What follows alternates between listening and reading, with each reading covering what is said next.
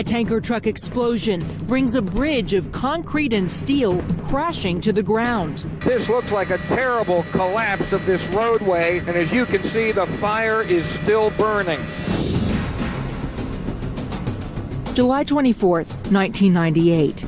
It's Friday afternoon, and Interstate 40 is jammed with travelers racing to get an early start on the summer weekend.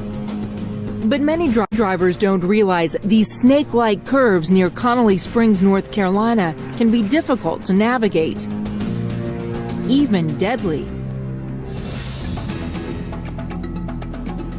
Fire and rescue crews race to the scene of a tanker truck that has spun out of control and slammed into a bridge. As they get closer and closer, a thick, billowing cloud of black smoke looms ominously on the horizon. We've had a lot of wrecks, single vehicle and multi-car crashes, including tractor trailers and small passenger vehicles. This is one of the most dangerous areas of Interstate 40 in North Carolina. Traffic comes to a standstill. Some motorists even resort to driving the wrong way in the emergency lane in order to exit the freeway from an on-ramp. When firefighters and first responders arrive, they're face to face with a 50-foot-high fireball that has engulfed the bridge. Basically, the whole underside of the Interstate 40, the bridge and things, was covered up with flames. I mean, my 30-year career that I've had now, I've never seen anything of that magnitude of flames. Large plumes can be seen from miles away, probably initially flame lengths 60, 80 feet. Overwhelming the bridge and a large area around the bridge, extreme heat, totally unsafe area and volatile. Some kind of chemical is burning down there, and you can smell it up here in the helicopter. Fire and rescue personnel are on the scene. No traffic is moving on the interchange. We have no information at this time about injuries or fatalities. 8,800 gallons of burning gasoline are pounding into the underside of the bridge. Firefighters make the decision to wait this one out. We knew at that point there was nothing that we could salvage. There was no way to do any type of rescue and things. So basically it was just let the fire burn out and contain it to that area of around the wreckage. But it's not that simple. The bridge is supported by a steel structure encased in reinforcing layers of concrete.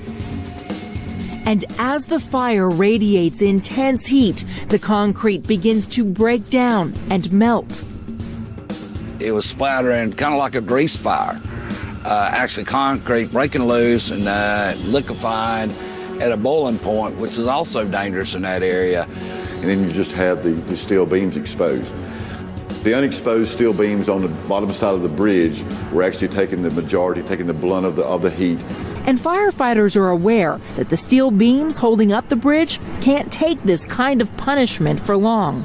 Knowing that gasoline burns at about 1,870 degrees, and also knowing that the steel will not support itself at 1,000 degrees, we did expect the bridge to collapse at some point in time. But the question remains, what exactly will happen when the bridge comes down? Gasoline tanker to me was very unstable because we didn't know how it was going to react. Firefighters continue to pour water on the inferno in a vain attempt to get the flames under control.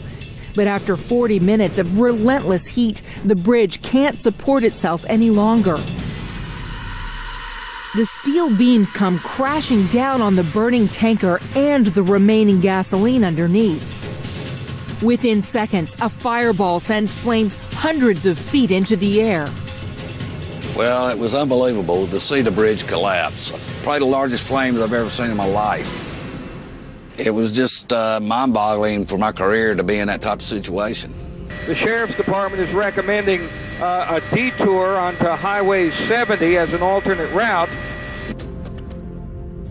A few minutes after the collapse, the remaining gasoline burns off and the flames begin to diminish. Once the blaze is under control, firefighters can assess the damage in terms of material and lives. There was only one fatality, which was the driver of the gas tanker that lost his life. I thought there would be worse. That time of day on the interstate, 12:30 in the afternoon on Friday, July, vacation to the mountains, I figured there'd be 3 or 4 cars underneath it. The interstate remains closed for nearly 4 days as cleanup crews deal with the rubble and runoff gasoline. Ultimately, the bridge is rebuilt and summer traffic resumes, as does the danger found in the twists and turns of this infamous 4-mile stretch of highway.